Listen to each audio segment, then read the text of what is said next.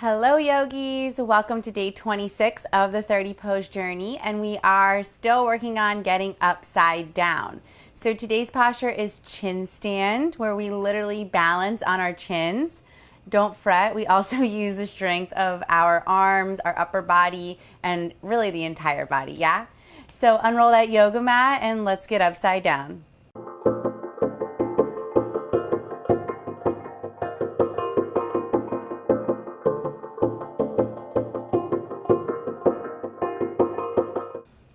Okay, for today's tutorial, we will be using 2 blocks. It's definitely not necessary. However, if this is a new posture for you, these babies are gonna really help you out. First, let's talk about this posture. If you've never heard it, it's commonly practiced from a 3-legged dog. You'll see a lot of yogis come into it as they step back to a 3-legged dog. They lower down to what looks like a chaturanga, and then they kick up into chin stand. And it looks super cool and super fancy. However, I call it a fancy facade in the email today because a lot of us already have the strength cultivated to practice this posture. It just takes a little bit of kicking fear to the curb, yeah? So let me show you first, and then we'll walk through each portion of the pose. Like I said, it's really nice to come into it from a 3-legged down dog. You inhale the leg back, and then you exhale, hinge forward, bend at the elbows, squeeze the sides, and kick up. And then you lower back down, and if you'd like, you can move into a vinyasa from here. And back to downward facing dog. So let's break that baby down. First off, the biggest component is that as we bend the elbows, we create that shelf-like action, just like in chaturanga. So you lower down and you squeeze the sides with the elbows, really creating that support, okay? Secondly, as you kick up, you're just barely balancing on the chin. So you're not like full frontal weight on the chin. It's there as just a point of access. But as you begin to kick up and send the legs high, you want to think that the body's making an upward facing dog action. So what happens is, and what I talk about in today's email, is that we're essentially combining Chaturanga Dandasana with upward facing dog, 𝗪𝗲𝗪 𝗙𝗀𝗏. So as you bend the elbows and create the shelf and squeeze the arms, the shoulder blades squeeze onto the back, allowing the chest to sink, and then the body to kick up into that straight up and down position.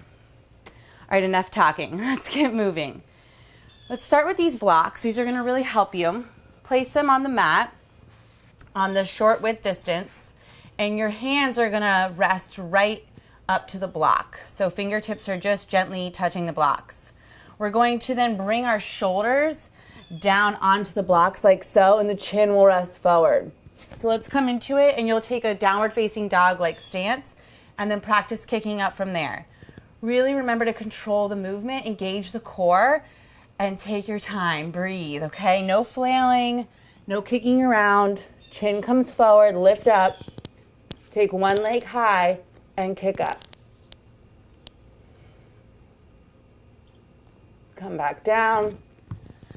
Take it back just for a moment, recalibrate. Let's try that 2 more times.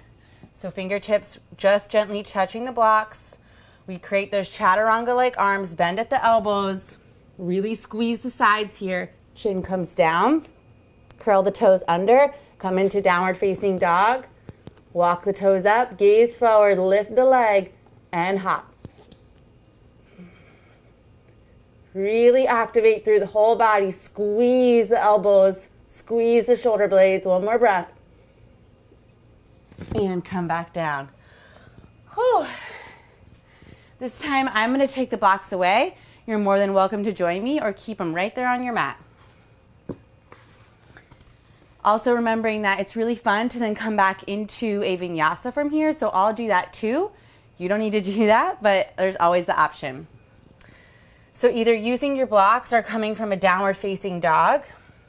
If you're in down dog or if you're on your blocks, extend the left leg high. Exhale to shift the arms forward. Make sure those chaturanga arms are squeezing the sides. Drop the chin and kick up.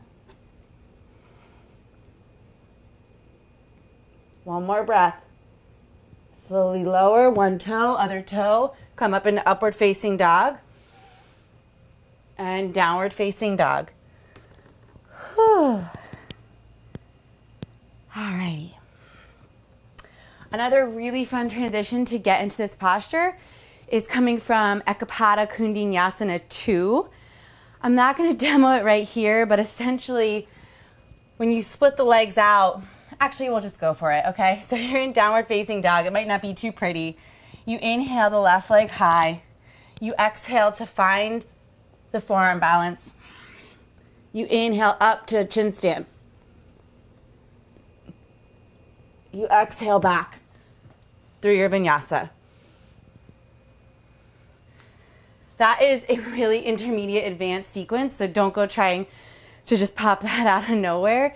Really hone in on this pose first. Use those blocks. Get rid of your fears. Remember that it's a chaturanga dandasana mixed with an upward facing dog. And I promise you'll be up there in no time. Thank you for joining me in the Zen Den. I'll meet you back here for tomorrow's pose on the 30 pose journey. Hey journey goers, Allie here with a huge favor to ask you. If you love practicing yoga alongside me and want more of it, then please subscribe to the channel. By supporting me, you inspire my journey, which then I hope inspires yours. As always, thank you for stepping on the mat with me, for being a part of this community, and for making the commitment to live your journey.